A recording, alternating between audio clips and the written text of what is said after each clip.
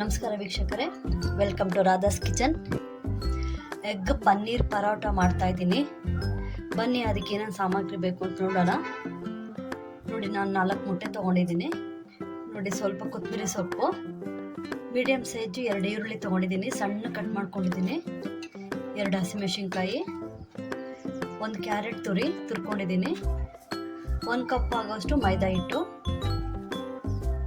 ನೋಡಿ 1 ಬಟ್ಲು ಆಗೋಷ್ಟು ಪನ್ನೀರ್ನ ತುರಿದಿಟ್ಕೊಂಡಿದ್ದೀನಿ.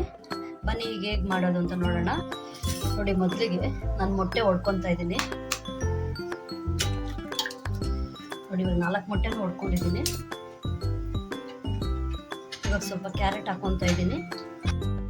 ನೋಡಿ, ಹಸಿಮೆಣಸಿನ್ಕಾಯಿ ಹಾಕಿದ್ದೀನಿ. ಇವಾಗ ಹೆಚ್ಕೊಂಡಿರೋಂಥ ಈರುಳ್ಳಿ ಹಾಕೊಳ್ಳೋಣ.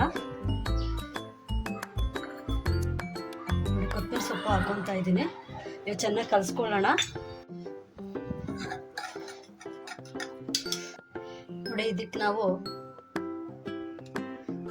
1-2 ಸ್ಪೂನ್ ಆಗೋಷ್ಟು ಮೈದಾ ಹಿಟ್ಟು ಹಾಕೊತಾ ಇದ್ದೀನಿ. ನೋಡಿ, ಒಂದು ಸ್ವಲ್ಪ ಉಪ್ಪು ಹಾಕೊತಾ ಇದ್ದೀನಿ. ಇವಾಗ ಚೆನ್ನಾಗಿ ಕಲಿಸ್ಕೊಳ್ಳೋಣ. ನೋಡಿ, ನಾನು ಇದಕ್ಕೆ ತುರಿದಿಟ್ಕೊಳ್ತಿರೋ ಪನ್ನೀರ್ ಹಾಕೊತಾ ಇದ್ದೀನಿ. ಸ್ವಲ್ಪ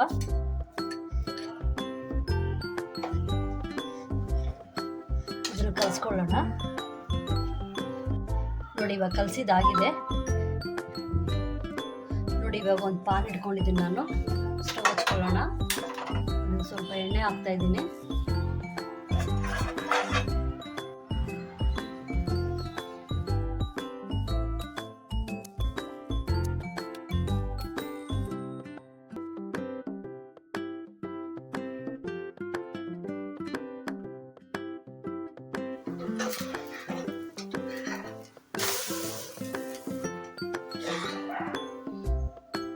ನೋಡಿ, ಇವಾಗ ಚೆನ್ನಾಗಿ ಬೆಂದಿದೆ.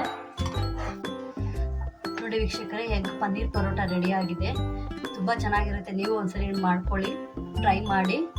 ನನ್ನ ಚಾನಲ್ ಇಷ್ಟ ಆದರೆ ಲೈಕ್ ಮಾಡಿ, ಶೇರ್ ಮಾಡಿ, ಸಬ್ಸ್ಕ್ರೈಬ್ ಮಾಡಿ.